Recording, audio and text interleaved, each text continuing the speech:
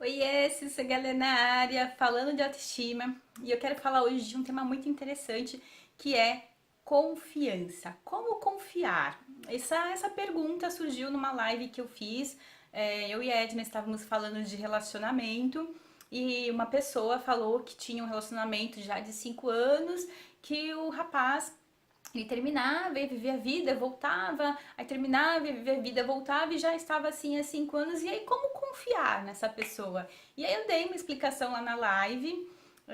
E foi bem interessante porque depois eu fiquei refletindo sobre isso. Como é que se constrói a autoestima e a confiança diante. Como é que se constrói a confiança e a autoestima, né? Porque são coisas que. Tudo na nossa vida é aprendizado e construção, é um desenvolvimento, é um desenrolar. E aí, não por acaso, porque eu não acredito em acaso, quem me conhece sabe que eu acredito que nada acontece por acaso, tudo tem um porquê. Muitas vezes a gente fica bravo, a gente fica chateado, não entende por que aquela situação está acontecendo com a gente, mas às vezes passa um tempo, às vezes alguns dias, meses, anos, e a gente entende o porquê. E aí eu estava lendo um livro e esse livro estava falando de várias coisas e aí começou a me surgir várias ideias na cabeça. Eu falei, isso dá um vídeo, eu preciso falar sobre confiança. Então, a confiança, ela é como a autoestima, ela é como a gente aprende a andar de bicicleta, é como a gente aprende a caminhar, é como a gente aprende o desenvolvimento do falar, não do falar, mas quando a gente aprende o desenvolvimento na escola, né? Então a gente começa aprendendo o básico, vai caminhando até aprender as coisas mais difíceis e a gente vai descobrindo o que a gente gosta mais, o que a gente gosta menos, o que tem mais facilidade e afinidade. A confiança, ela acontece mais ou menos assim. Eu vou contar uma historinha, claro, não vou deixar de não contar. Então vamos imaginar aqui que eu tenho um amiguinho ou uma amiguinha e eu conto o meu segredo para essa amiguinha. E essa amiguinha vai e espalha o meu segredo para a escola toda, ou para a rua, para a vizinhança, para o grupo de amigos, né? Ou no WhatsApp, porque hoje em dia a gente tem essa questão do WhatsApp. E aí eu vou ficar muito chateada com essa amiguinha. E essa amiguinha, ela começa às vezes a ser distante, às vezes ela me trata bem, às vezes não.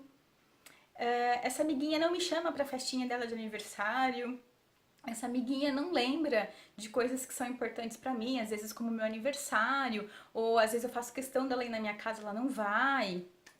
E aí esses comportamentos, eles vão fazendo o quê? Eles vão gerando uma desconfiança em relação àquela pessoa. E qual que é o contrário? O contrário é, eu conto um segredo pra alguém e essa pessoa não conta pra ninguém. E aí essa pessoa também conta um segredo dela pra mim e eu guardo esse segredo. E aí a gente andou aí um passinho no caminhar da confiança. Eu convido essa pessoa para fazer parte da minha família. Então eu convido ela para às vezes para um lanche, eu convido para o meu aniversário, para o aniversário do meu irmão, e ela também começa a ter mais relacionamentos assim. Não que tem que ser obrigado, né? Porque você me convidou para o seu aniversário que eu tenho que convidar para o meu.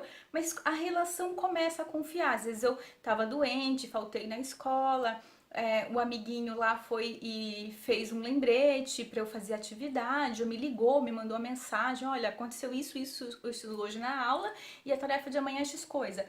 Então, assim vai se construindo uma relação de confiança. E aí, a grande questão é, eu vou falar de relacionamento, não tem como, né? Não só relacionamento homem-mulher, mas relacionamento no geral. Se a pessoa, ela tá o tempo todo pisando na bola. E eu finjo que não vejo. Eu vou criar uma grande expectativa em relação a essa pessoa, certo? E o que vai acontecer? Eu vou ficar o tempo todo frustrada, porque essa pessoa ela nunca atinge a minha expectativa e ela está se comportando, ela está dizendo com o comportamento dela que ela não é confiável. Ela marca e não vai, ela marca e se atrasa, ela marca e não desmarca, e vai fazer outras coisas. Ela está dizendo o tempo todo que ela não está reservando um lugar de importância e de prioridade para mim. E eu o tempo todo estou reservando um lugar de importância e prioridade para ela. Não é porque eu sou honesta, não é porque eu sou justa, não é porque eu gosto de verdade que as pessoas vão fazer a mesma coisa em relação a mim. Mas eu preciso perceber e entender que ela vai se comportar o tempo todo conforme é a vida dela, conforme ela vê e acredita na vida dela. Então, se a pessoa já deu várias mancadas comigo, eu posso ir lá e contar um segredo, eu posso ir lá e ter um filho com essa pessoa. Eu posso ir lá e firmar uma empresa com essa pessoa. Ela já deu várias mancadas. A probabilidade dela dar uma mancada grande comigo ou outra mancada é grande, é gigante. E é a mesma coisa, né? É a mesma coisa em todas as situações. Então, eu sou um bom profissional, eu tô sempre fazendo curso, estou me desenvolvendo, eu tô sempre dando o máximo, eu tô sempre, né, livrando a empresa das emboscadas, eu tô sempre lá fazendo hora extra e o chefe começa só a promover os outros. Tem algo de errado, porque a minha parte eu estou fazendo. Será que essa empresa merece a minha confiança? Então, é isso que eu quero que vocês pensem.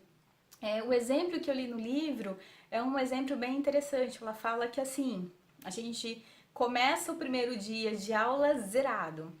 E aí, a cada comportamento que eu faço legal, né, comportamentos positivos, comportamentos bons, comportamentos legais, eu ganho uma bolinha de gude num pote.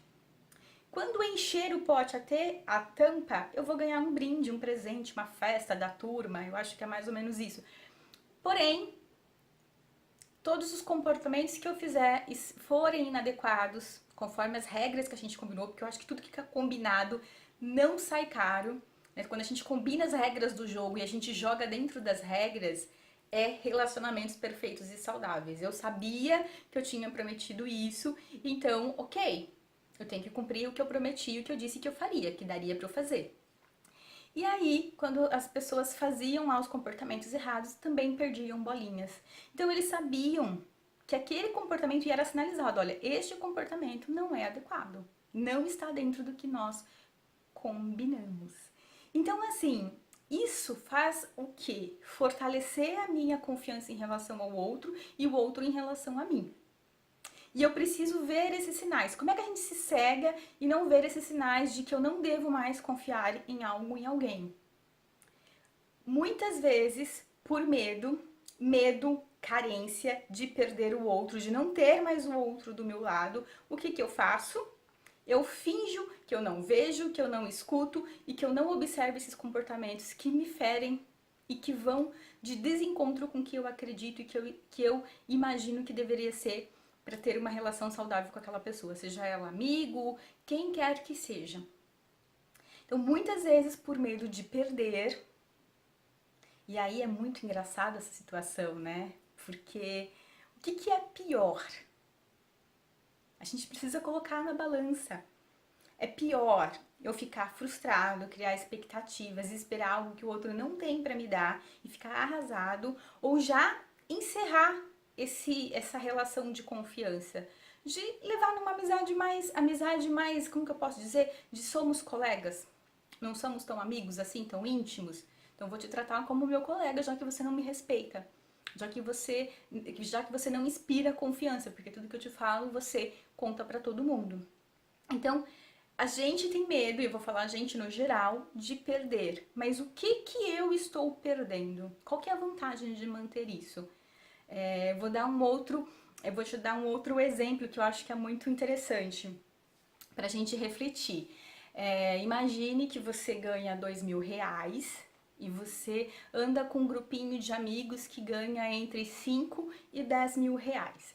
As baladas são caras, as roupas que eles usam são caras. Para manter esse padrão de vida, você vive no cartão de crédito, você vive fazendo empréstimo, você vive endividado e aí você fica muito frustrado.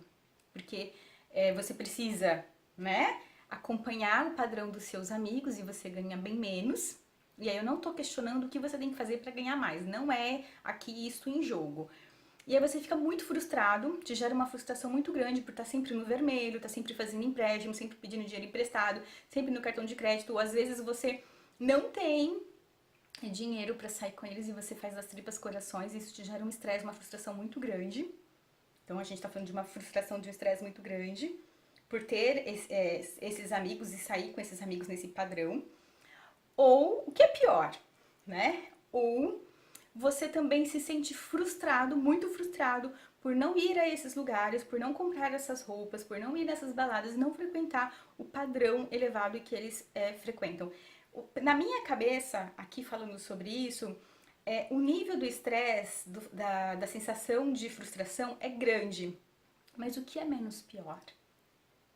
O que é menos pior? Eu olhar para mim e perceber aonde eu me encaixo neste momento e talvez eu vou galgar aí um plano de ação para ganhar mais, para melhorar de vida, financeiramente falando, e tem outras questões aí que eu nem tô entrando aqui em jogo, em xeque. E aí, o que pesa mais? Qual que é a maior frustração? O tempo todo tá provando algo que eu sei que eu não sou, mas eu tenho que provar isso? Ou reduzir as minhas expectativas em relação a quem eu sou e onde eu estou para chegar lá e fazer um plano de fato de ação.